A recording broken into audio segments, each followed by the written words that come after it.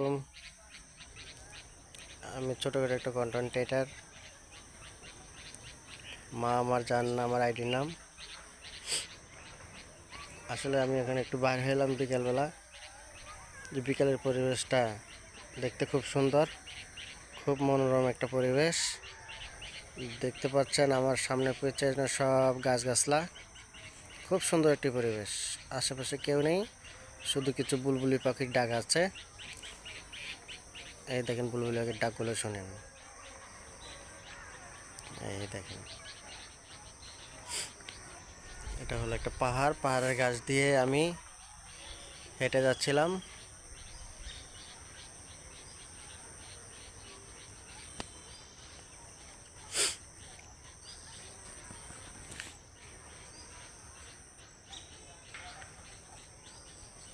পাখির আওয়াজ